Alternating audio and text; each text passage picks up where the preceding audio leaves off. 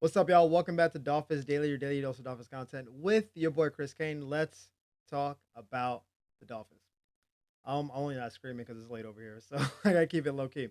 So we're gonna start with the injury report because we have to. That's part of the game. Four Dolphins will for sure be out on Sunday: Austin Jackson, Benito Jones, Darren Waller, and Storm Duck will all be out. Ethan Bonner is doubtful, and so is Jalen Wright, but they most likely won't play as well. But we have four for sure out, two possibly not playing. So, you know, this is what we kind of expected. All week they haven't been practicing. Uh, they've been doubtful to out all week, and now they're officially out.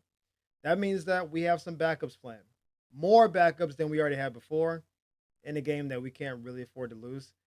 That's a question of depth, which I don't think the Dolphins are particularly deep at really any position group except maybe kind of linebacker. Um, Other positions we have some deficiencies, especially that we're going to have a different right tackle for this game. This will be the first game this year. I mean, it's only game two that we have a different right tackle. Y'all know I was very nervous about the right tackle situation all year. I didn't think Austin Jackson would even play in week one, so he eclipsed what I thought he would do. I thought he would just miss the week altogether a month ago when he wasn't practicing, but he did play week one, but then obviously re-aggravated an injury. Is out for this week. I wouldn't be shocked if he's out for the next couple weeks because again, we play Sunday and then again on Thursday. So the possibility of him missing this and game three, I think are reasonable. Because typically you wouldn't even have a real practice until Tuesday or Wednesday anyway.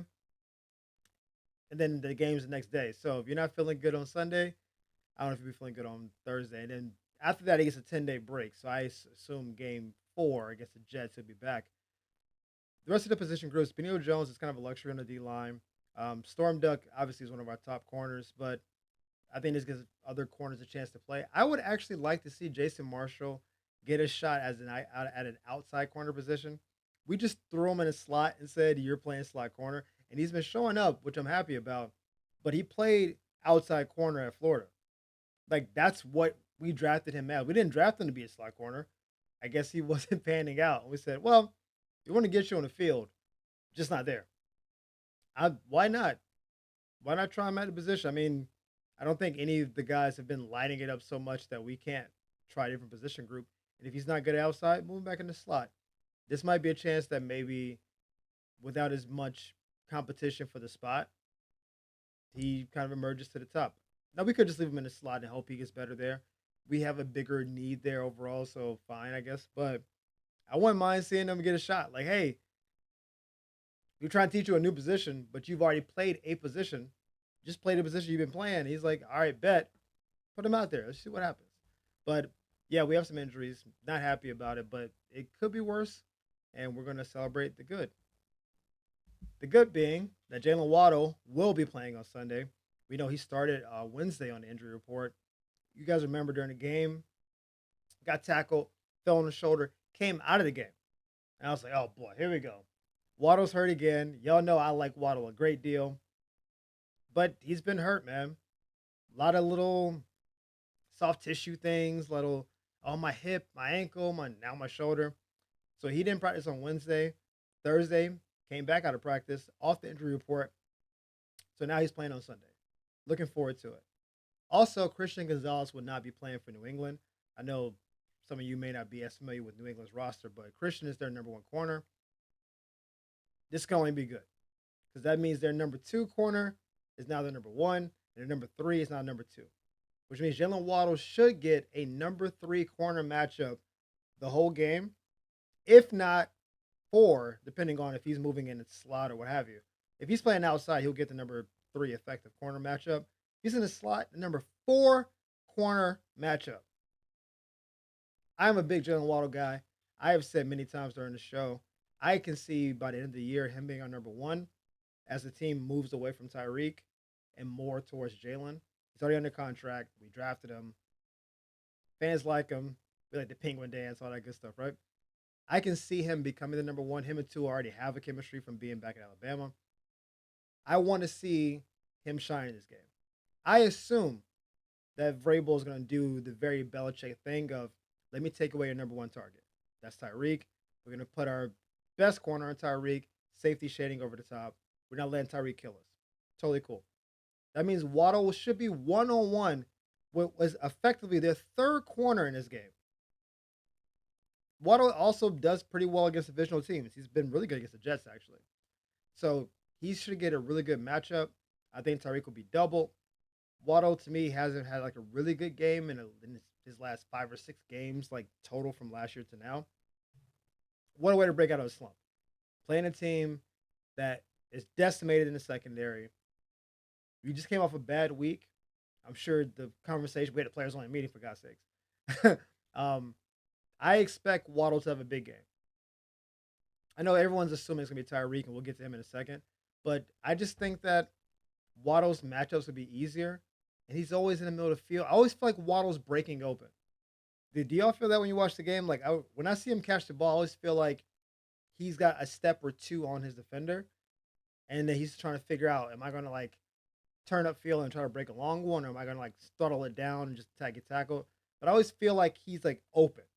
There's not a lot of like contested catches with Jaylen Waddle. He's just quick, boom, get out of there. That's what I'm expecting to see from him. Hopefully, Tua is more accurate this game. I didn't think he was particularly accurate in week one.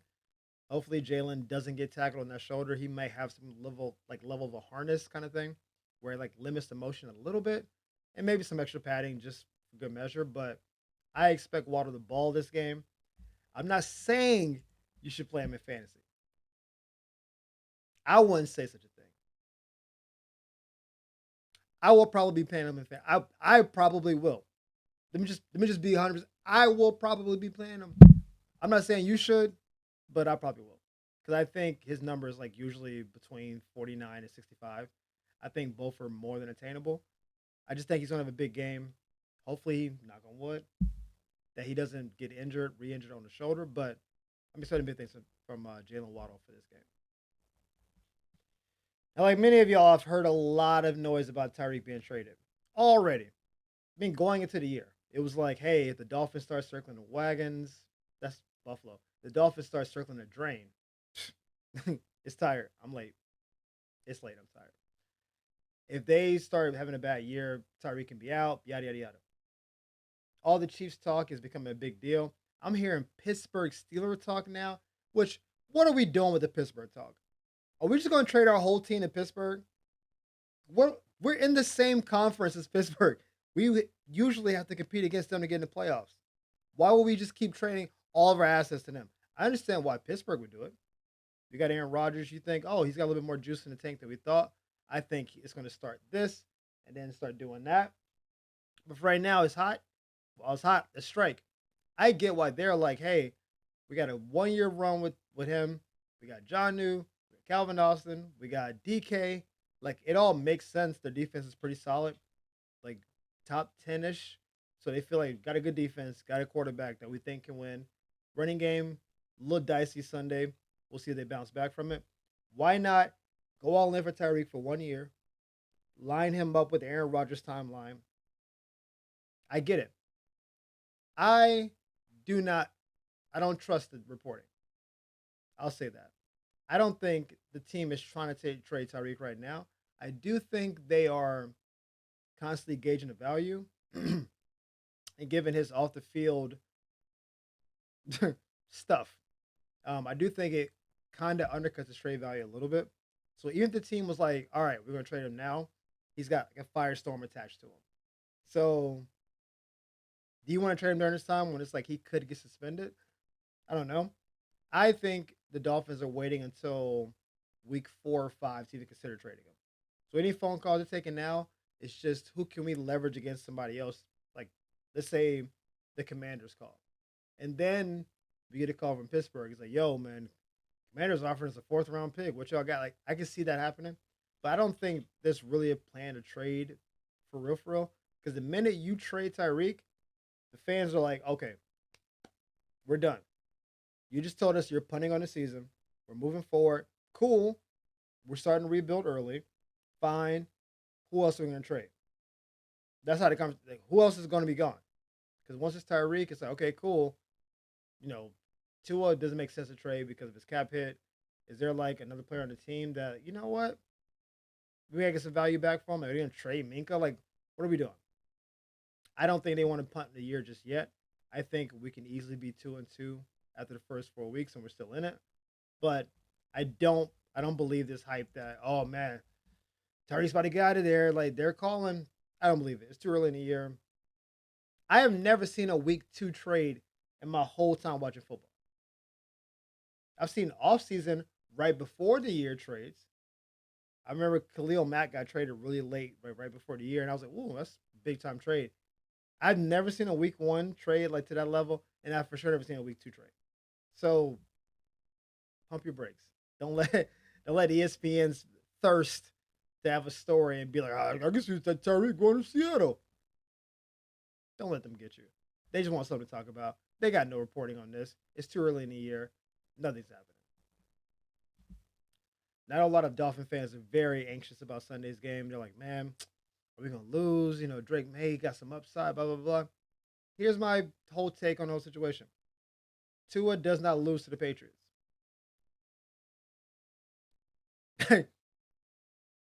Hard stop. He just doesn't. I don't know why. He just hasn't. Even when they had Belichick, he just was good. I can't. I don't know if it's like because they're trying to take Tyreek away that we kind of pre-plan for them to do that. So we build the offense in such a way that Tyreek's not as centered, or if we protect it better, we run better. I mean, we played up in Foxborough and it gets cold. I don't know what happens. Tua gets into that game and just like we get the best version of Tua. The team typically locks in. I know it's a divisional game, so this probably part of it too. He plays really well against them. Until he loses, I have no reason to believe that he will. I also mentioned their top corners out. They didn't play particularly well last week. They kind of hung in there a little bit, but like I think Keyshawn Bode was there. Like I think it's Booty or Bode. I'm not sure how you say his name. I think it's Creole, but he was a leading receiver. I don't believe him to be like some super elite. Now I like Stephon Diggs, so he might be elite, but I think Tua is going to play well. I think the defense will play well enough to keep us right where we need to be. I'm not saying it's going to be a reverse of what happened week 1, where the Colts held us to 8 points and we couldn't move the ball. Not saying that. I think Drake May has talent. I think they have a lot of young receivers along with Stephon Diggs, who I think could be good. I think Trevion Henderson could be dangerous if we don't like stop him before he starts going because he can he can get up and go. He's not Devon. He got some juice though. All right, he got some juice. So I think we match up well with this team. One is a divisional opponent. We know what they do. We know what they don't do. 2, we're desperate. Plain and simple. Everyone's job's on the line, basically. Basically. So everyone's job's on the line. It's a divisional matchup. We're desperate. Tua plays well against this team.